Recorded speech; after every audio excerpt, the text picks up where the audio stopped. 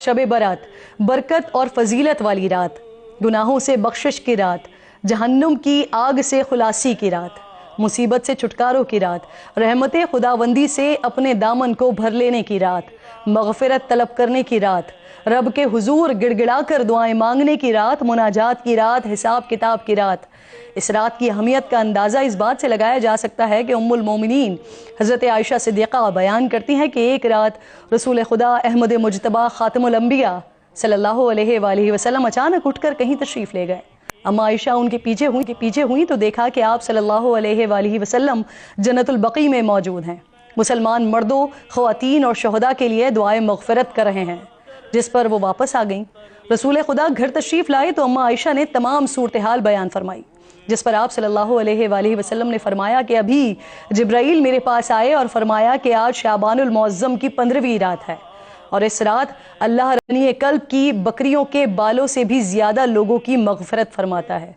लेकिन मुश्रिकीन, दिल में बुग़्ज़ रखने वालों, रिश्तेदारियां ख़त्म करने वालों, तकब्बुर से पांचे लटकाने वालों, वालिदैन की नाफरमानी करने वालों और शराब नोशी करने वालों की तरफ इस रात भी तवज्जो नहीं फरमाता कि जब तक वो खुलूस दिल से तौबा न कर लें।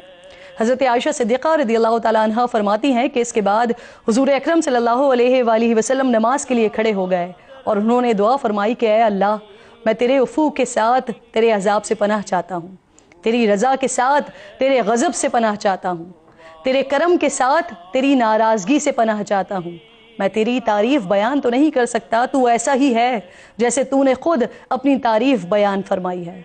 अम्मा आयशा एक और रिवायत बयान करती हैं कि उन्होंने नबी करीम सल्लल्लाहु अलैहि वसल्लम को फरमाते हुए सुना है कि अल्लाह ताला ख़ास तौर पर 4 रातों में भलाइयों के दरवाजे खोल देते हैं।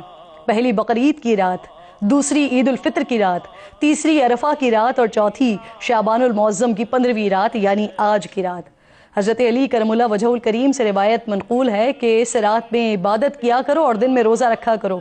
इस रात सूरज गुरूब होते ही अल्लाह रब्बिल जलाल अपने बंदों की तरफ मुतवज्जा होते हैं और ऐलान फरमाते हैं कि कौन है जो गुनाहों की बख्शिश करवाए, कौन है जो रिस्क में वुसअत तलब करे, कौन मुसीबत ज़दा है जो मुसीबत से छुटकारा हासिल करना चाहता हो।